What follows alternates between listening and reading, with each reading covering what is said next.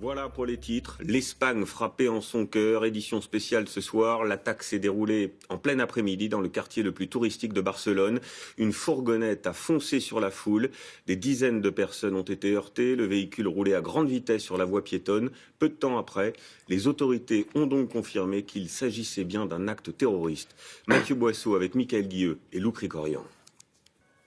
Cette vidéo est filmée quelques secondes après l'attaque sur la Rambla, l'artère la plus fréquentée de Barcelone.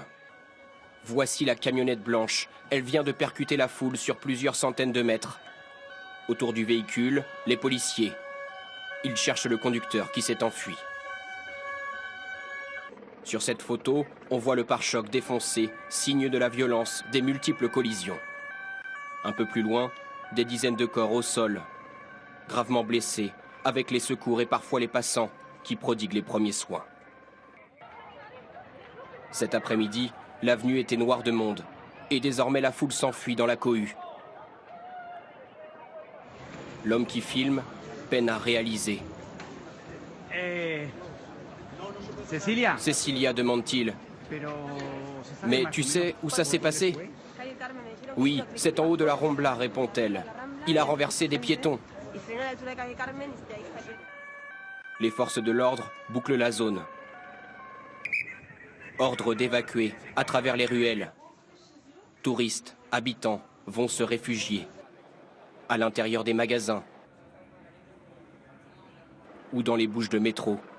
Certains se sont échappés de justesse. Je descendais les escaliers et soudain je me suis retrouvé face à la fourgonnette blanche. Heureusement, j'ai réussi à m'engouffrer dans la première rue que j'ai trouvée. La première chose que j'ai essayé de faire, c'est simplement de comprendre ce qui se passait.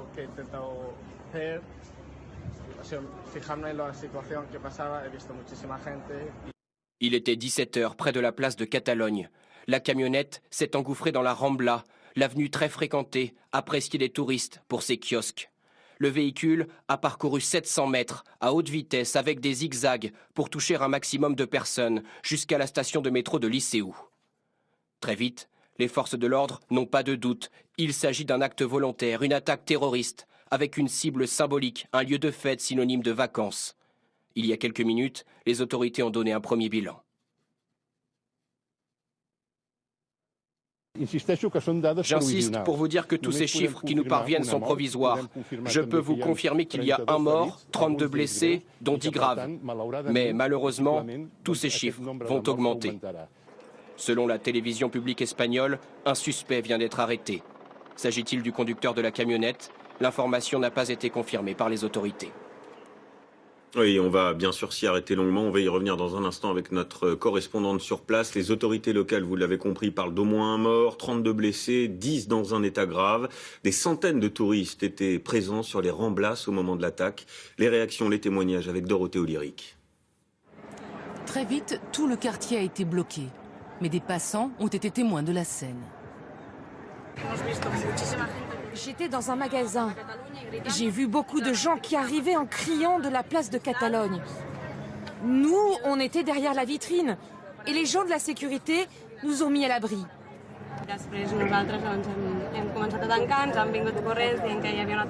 J'ai entendu du bruit et on a compris très vite qu'il s'agissait d'un attentat. Les gens couraient. Des touristes se réfugient dans les bouches de métro. Beaucoup tentent de rassurer leurs proches. L'inquiétude est palpable. Je ne comprends rien à ce qui se passe. Nous avons été bloqués au sous-sol du métro, puis ils nous ont laissé passer et en sortant, on a vu donc qu'il semblerait que c'était un homme seul avec un couteau. Vous êtes dans quel état d'esprit? Prudent, tout simplement. Les commerces et les restaurants ont été fermés dans toute la zone où s'est déroulée l'attaque. Mais quelques minutes après l'attentat, nous avons pu joindre le personnel travaillant dans un restaurant juste en face de l'endroit où la camionnette a été arrêtée.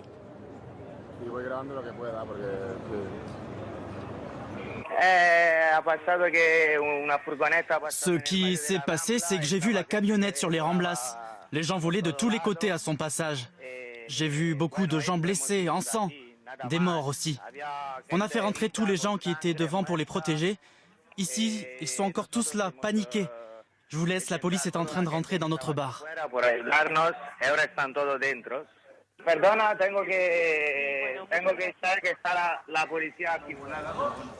Toute l'après-midi, l'évacuation des habitants et des touristes s'est poursuivie dans un calme apparent, mais tous sont évidemment choqués. Oui, ce soir, la situation est toujours confuse sur place. Nous sommes en direct, justement, avec Laurent, touriste français présent sur place. Bonsoir, monsieur. Vous êtes actuellement retranché à proximité des forces d'élite, c'est ça ?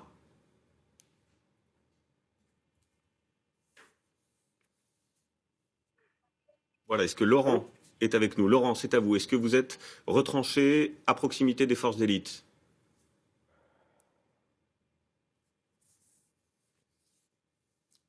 Voilà, problème de liaison visiblement avec ce touriste français. Laurent, on va le retrouver dans un instant. En attendant, on va retrouver Charlotte Gillard, notre correspondante sur place. Vous êtes à Barcelone. Quelles sont les dernières informations, Charlotte, d'abord, dont vous disposez sur les victimes de l'attaque ? Eh bien écoutez, il y aurait selon le tout premier bilan provisoire au moins un mort et au moins 32 blessés, dont 10 dans un état grave. Pas plus de précision sur l'origine de ces blessés. On ne sait pas encore s'il y a des Français parmi ces victimes.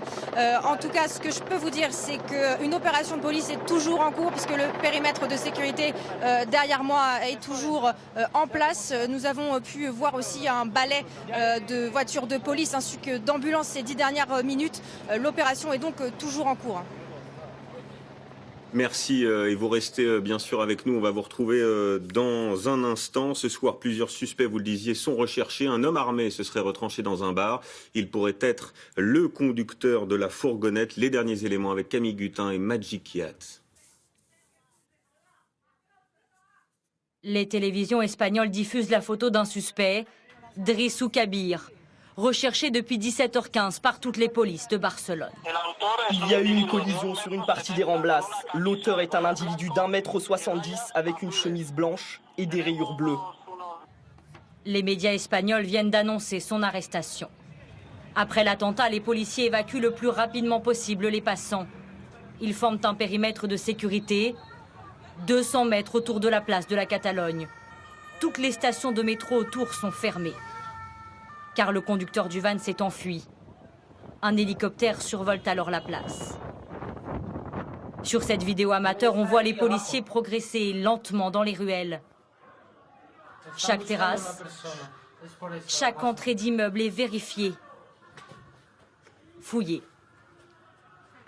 Les policiers doivent quadriller le terrain difficile dans ces petites rues. Joint par téléphone, un habitant parle de l'atmosphère qui règne à Barcelone, quand soudain... Ah ben tout à l'heure, attendez, là ça tire. Il y a un coup de feu là. En fait là l'ambiance, on sent que là les policiers sont très tendus. Là vous avez entendu un coup de feu ? Ou je sais pas, comme un pétard en tout cas, et tout le monde s'est un peu caché. C'est la confusion. Un autre habitant est retranché, lui, à l'intérieur de son entreprise. Nous avons peur. On ne sait pas grand-chose. Le terroriste pourrait nous trouver et s'il est armé, c'est dangereux. Il y a beaucoup d'incertitudes. On ne sait rien. Les recherches se sont concentrées autour de la place de la Catalogne. Un ou plusieurs suspects se seraient retranchés dans un bar. Il n'est pas impossible que d'autres suspects s'y trouvent toujours. Voilà, et la liaison est rétablie avec Laurent, touriste français présent sur place. Bonsoir monsieur, merci d'être avec nous. D'abord, est-ce que vous êtes toujours retranché à proximité des forces d'élite ? Non. Nous avons été, bonsoir, excusez-moi, nous avons été évacués par les services de police il y a à peu près 20-25 minutes. Et on nous a fait sortir du périmètre de sécurité qu'ils sont en train d'installer. On a entendu parler de deux personnes qui seraient retranchées dans un restaurant juste à côté de la librairie où nous étions retranchés nous-mêmes suite à l'attentat. Et il parlait d'un troisième suspect qui était en fuite. Donc ça, c'est des sources qu'on ne peut pas nous vérifier de notre côté. Mais c'était assez impressionnant, il faut bien le dire. C'était une violence... je vous laisse imaginer, nous on venait d'arriver sur la Rambla et on a entendu des coups de feu, un mouvement de foule et le véhicule qui passait. Alors je ne sais pas si les coups de feu étaient tirés du véhicule ou si c'est les forces de police qui essayaient déjà d'arrêter le véhicule. En tout cas, tout de suite, tout le monde a été se réfugier au plus près. En l'occurrence, nous étions dans une librairie. La police ensuite est venue nous demander de fermer le rideau, puisque les terroristes étaient juste à côté du lieu où nous étions. Vous les avez vus ? Vous les avez vus, ces hommes ? Non, moi j'ai juste vu passer le camion à 3 mètres de moi. Est-ce que vous avez assisté... Il roulait à très vive allure. Est-ce que vous avez assisté à des opérations de police, à des échanges de tirs ? Certains ont parlé de tirs nourris. Alors, non, moi j'ai entendu les coups de feu avant de voir la camionnette, donc au tout début de l'attentat. Je ne peux pas vous dire si c'est les terroristes qui se servaient de leurs armes ou si c'était les forces de police. Ensuite, le périmètre a été bouclé, il y avait beaucoup de policiers, ils sont intervenus très rapidement, les secours aussi pour s'occuper des victimes.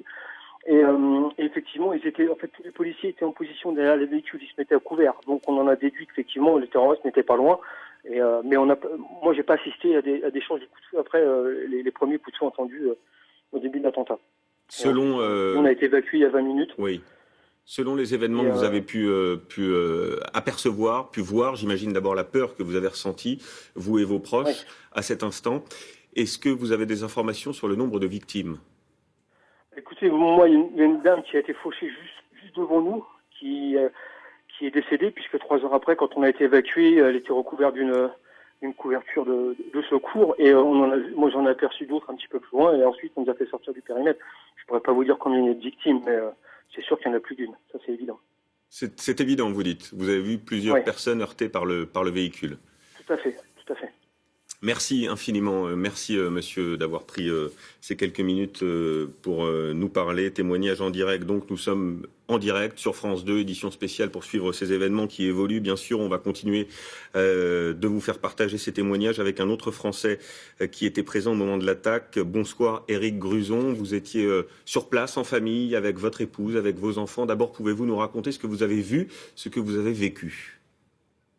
Oui, bonsoir. Écoutez, on venait d'arriver à Barcelone. On venait de déjeuner assez tard sur un restaurant de la Rambla à proximité de la place de Catalogne. On a vu une camionnette passer à toute allure sur la Rambla et quasiment de manière instantanée, on a entendu un échange, pas mal de coups de feu et la foule refluée de la Rambla et de la place de Catalogne.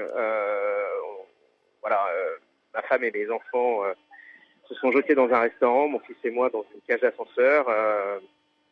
Il y a eu un mouvement de panique énorme, les rideaux ont été baissés et là on a été évacué à notre hôtel qui est sur la Rambla, qui est pour le moment survolé par un hélicoptère, tout le quartier bouclé. On n'a pas beaucoup plus d'informations, ça a été une sorte de redite de ce qu'on a vécu à Paris l'an passé. C'est choquant, il y avait beaucoup de monde, c'est l'été, il fait beau et d'un seul coup, ces coups de feu en pleine rue et cette foule, c'est moche, quoi. Voilà. Vous avez eu la présence d'esprit de réagir au moment où la camionnette ou le fourgon est passé à vive allure ?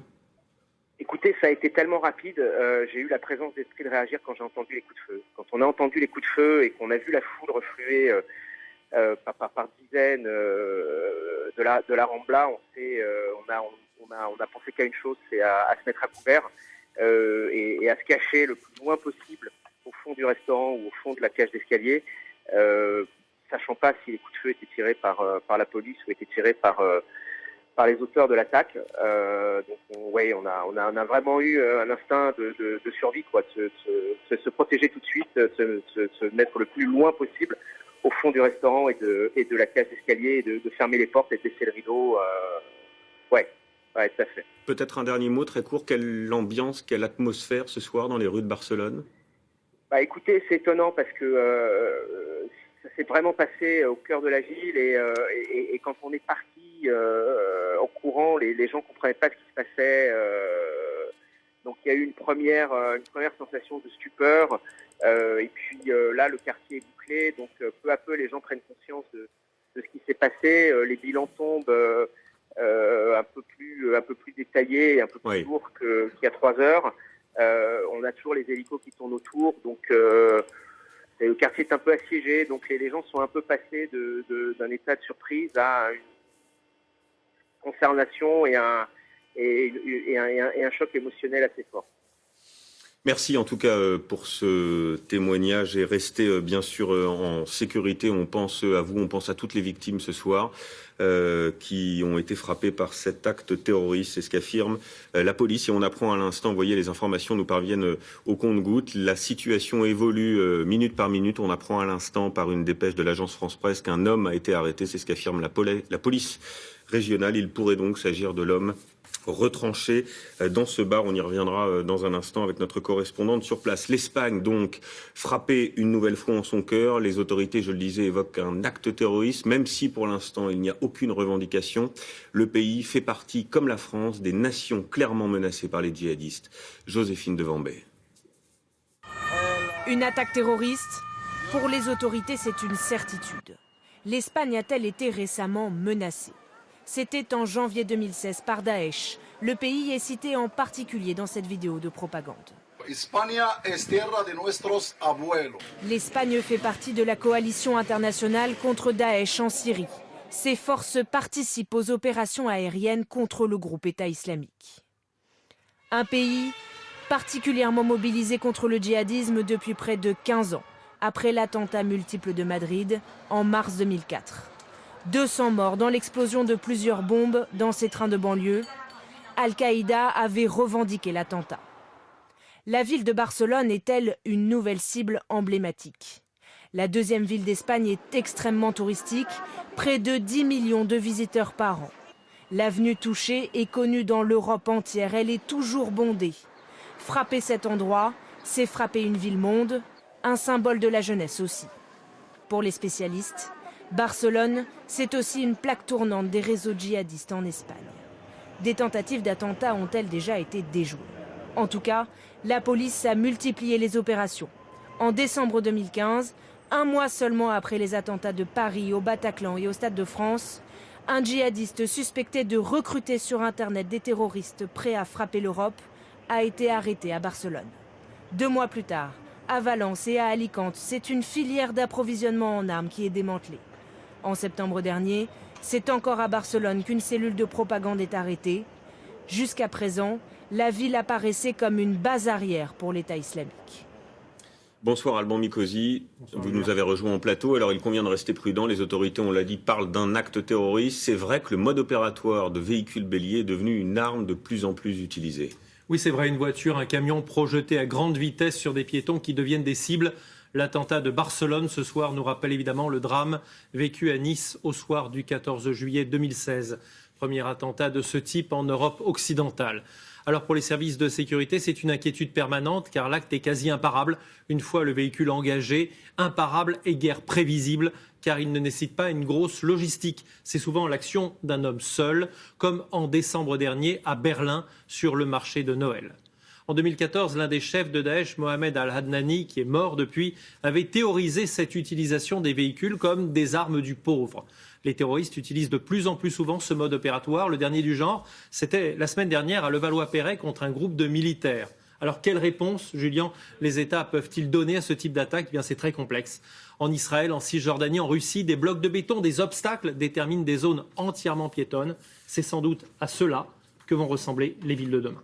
Merci Alban pour ces précisions et ce rappel important. Une image en direct des Ramblas. C'est la dernière image qui vient de nous parvenir. On va la découvrir, les Ramblas complètement vides avec des policiers en faction, les voitures de police, vous le voyez, cette opération qui est toujours en cours. Un homme aurait été arrêté, c'est ce qu'affirme la police régionale. Et en France, le Quai d'Orsay a aussi annoncé en fin de journée l'ouverture d'une cellule de crise. Un numéro vert a été activé. Bonsoir Thierry Curté, vous êtes sur place. Avez-vous d'abord des informations sur la présence d'éventuels Français parmi les victimes ? Non, Julien, c'est encore un peu trop tôt pour le dire, mais le ministère des Affaires étrangères devant lequel je me trouve, vous l'avez dit, a ouvert une cellule de crise en liaison avec notre consulat de France à Barcelone et il a activé un numéro vert pour les Français inquiets. Ils peuvent appeler le 01 43 17 51 00. Je vous répète le numéro 01 43 17 51 00. Notre consulat de France à Barcelone demande aux Français qui sont toujours dans la capitale catalane de se mettre à l'abri dans les établissements, les hôtels, les restaurants ou les commerces au cas où ce type d'attaque ne se reproduise. Et puis, vous l'entendez depuis ce début du journal, de nombreux témoignages de Français depuis Barcelone, tout simplement parce que l'Espagne est la première destination des Français lorsqu'ils décident de passer leurs vacances à l'étranger. Merci Thierry pour ces informations. On vous retrouvera d'ici à la fin de ce journal si la situation évolue. J'ajoute qu'Emmanuel Macron a réagi à l'instant sur Twitter. Toutes mes pensées, dit-il, et la solidarité de la France pour les victimes de la tragique attaque à Barcelone. Nous restons unis et déterminés. Charlotte Gillard est avec nous en direct de Barcelone. Charlotte, un dernier mot sur cette arrestation. On l'a appris il y a quelques secondes, quelques minutes. Est-ce que vous nous le confirmez ? Tout à fait, les autorités catalanes l'ont confirmé il y a quelques instants. Un suspect a été arrêté sur les Ramblas à proximité de l'endroit où un suspect était retranché. S'agit-il de la même personne? S'agit-il d'un complice? Pour l'instant, il est beaucoup trop tôt pour le savoir. Les autorités catalanes ont également annoncé un nouveau bilan.